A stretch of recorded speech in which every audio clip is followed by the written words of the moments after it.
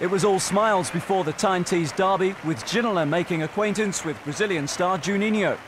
The Teesside-based foreigners had helped Middlesbrough make a bright start to the season, but their form had subsequently slipped. Keegan held the advantage over Brian Robson in their Premiership meetings, and Peter Beardsley was out to celebrate his 700th League and Cup appearance. And I've got a runner in here. It's Robbie Mustoe.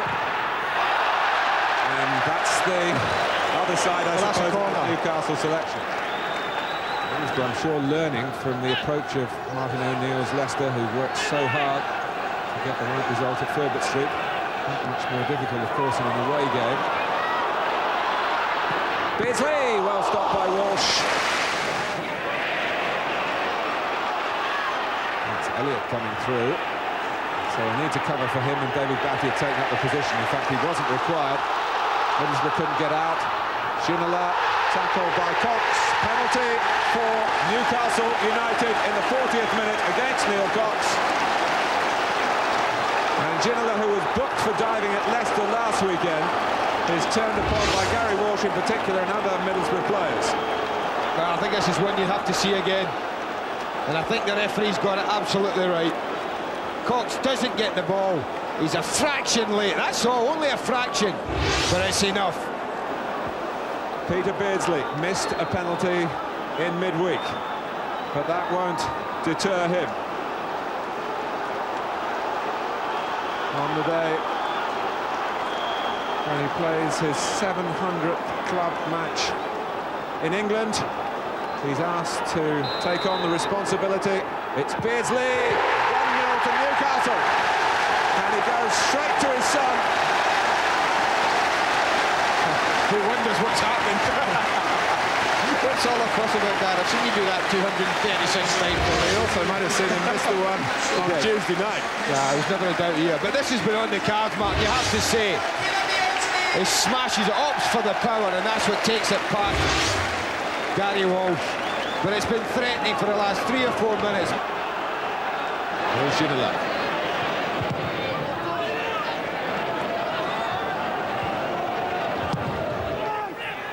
Ferdinand Asprilla. Good defending by Vickers.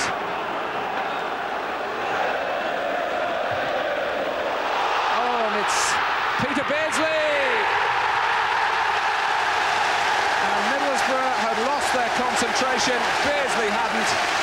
And that could be beyond the redress.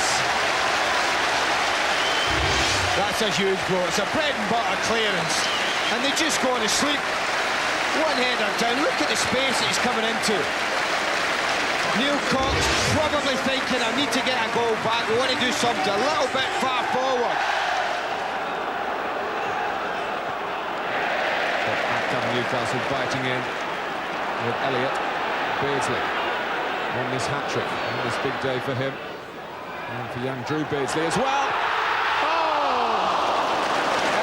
I thought it was going to happen there. Well, it's a goal kick, but I think he's given the corner. Certainly Peter Beardsley thought it was a goal kick. What skill! The reactions from the bench, but also the reaction from Gary Walsh. Thrusting up an arm. Lee. Oh, Rob Lee will be happy to claim that one. It is 3-0, and the contest effectively over.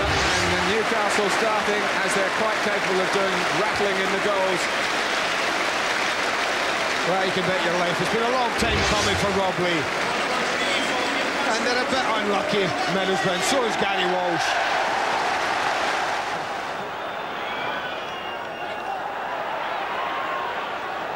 Juninho. And Beck.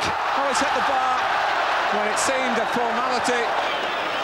But now that's a Stamps ball and a goal for Beck, and they have been opened up. It's not a clean sheet. I think in derby games, you have to win the battle first, and then hopefully the football takes over, and that's what happened today. We won the sort of first half battle, and then we got the break before half-time with a penalty, and then we ran it from there. Enthusiasm's always the word that comes to mind with Peter.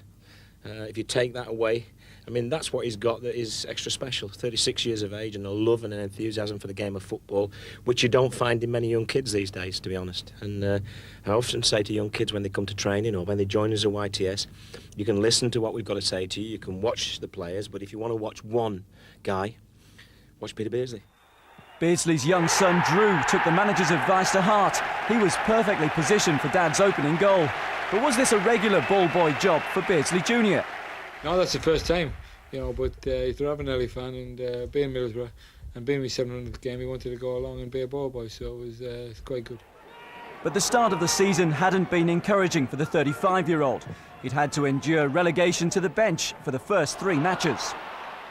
I have to earn the right, you know. I always had to earn the right, but I think in the past I always did, you know. But to be fair, the club's moved on to another level now. We've got so many great players.